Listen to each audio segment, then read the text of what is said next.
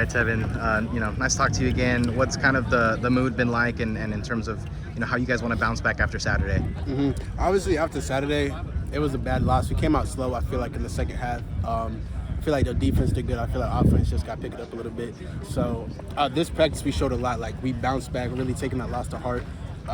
Moving on to Fresno for sure, and we're getting better. So we're going to be ready this Saturday. Yeah. Over the last 2 weeks, we've seen you kind of take an influx of snaps and really just try to kind of work your way into the rotation a little bit more. What has that meant, for you personally? As I'm sure you notice as much as we notice. Like, hey, coach is really asking me. I know last week we saw coach how many plays in a row, Tevin? How many plays in a row, Tevin? You know what I mean? So what does that mean for you? It means a lot.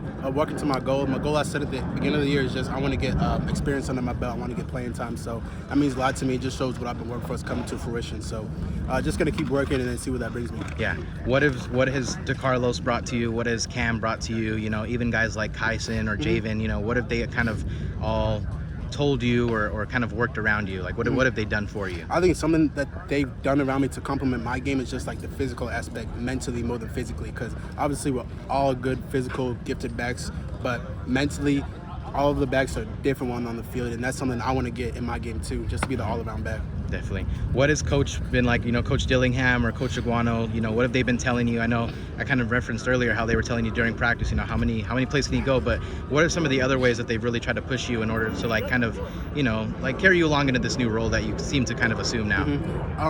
Kind of just to piggyback off what you said, just more of the condition, because they see my speed, they see what I can do, but it's how many plays can I keep that speed up for? So just more they're just trying to condition me. They're trying to get me more plays in practice to get me more in that game shape. You talk about the physicality. What are some things that you're doing kind of on your own or either with some of the coaches in terms of maybe get the physicality up, whether that be just maybe in some instances lowering a shoulder or if that's putting a little extra time in the weight room? Yeah, for sure. I'd say in practice, especially today since we're full pads, even though it's just done a lot of the time, just getting my shoulders down, make sure I have good pad level. I'm not slowing my feet on contact. Just those little things too. When it transitions to game and someone hits you, you can't have dead feet.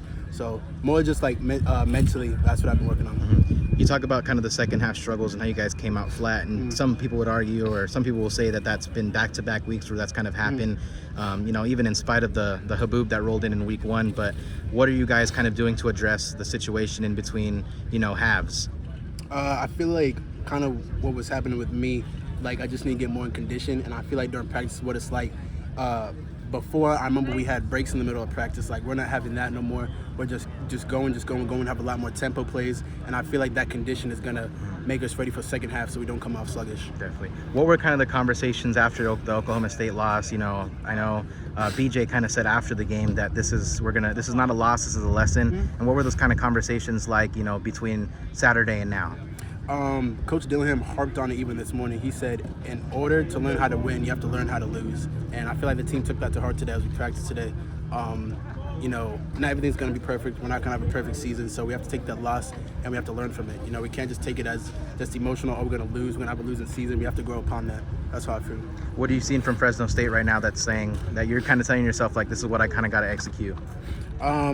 We harped on it when we started watching the Fresno tape, just from the running back point of view, just hitting the holes full speed. Kind of been a struggle with that the last couple games. So I've seen Cam even do it this practice, just hitting it full speed, no hesitation, just go. That's what we've been harping on. Awesome. Thanks, Tevin. For sure. Thank you.